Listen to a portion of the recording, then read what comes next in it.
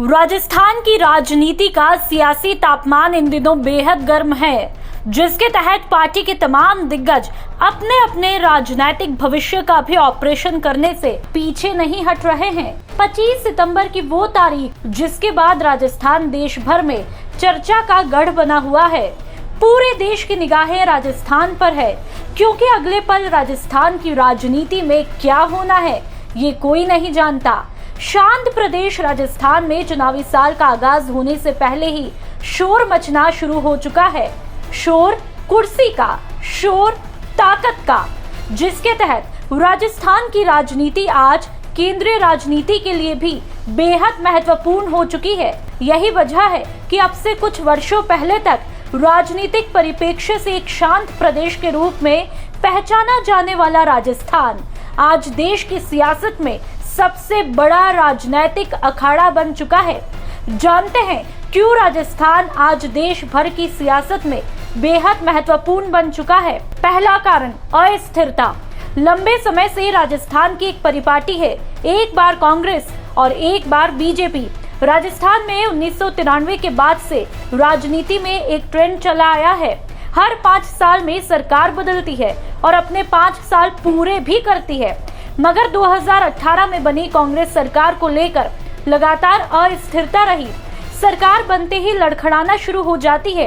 2020 में सचिन पायलट की बगावत उसी की बानगी है, मगर सरकार को लेकर अनिश्चितता बनी रही।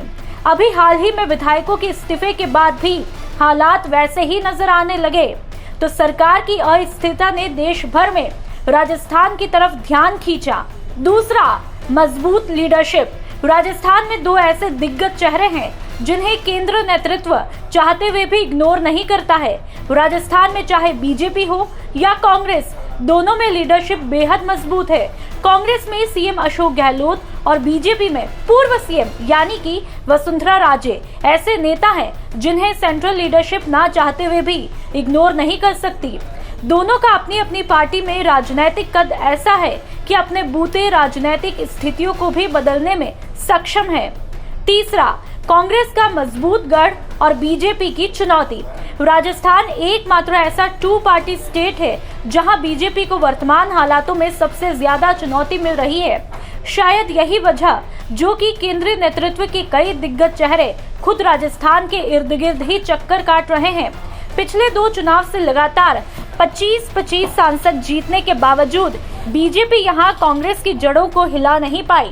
चौथा, प्रभावी चेहरे। सियासी जानकारों का मानना है कि राजस्थान की दोनों ही पार्टियों में प्रभावशाली राजनीतिक चेहरे हैं। कुछ जहां वर्तमान में अहम पदों पर है, तो कुछ पार्टियों के भविष्य के सबसे मजबूत दावेदार है।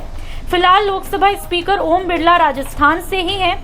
इसके अलावा उपराष्ट्रपति जगदीप धनखड़ भी राजस्थान के ही रहने वाले हैं। हाल ही में राजस्थान के ही अशोक गहलोत देश की सबसे बड़ी पार्टी का अध्यक्ष बनने जा रहे थे, मगर उनकी सीएम बने रहने की इच्छा और 25 सितंबर को हुए बवाल के चलते वे नहीं बन पाए। इसके अलावा नेक्स्ट जनरेशन पॉलिटिशियंस में सचिन पायलट देश भर के युवा नेताओं में सबसे प्रभावशाली और प्रचलित चेहरा है।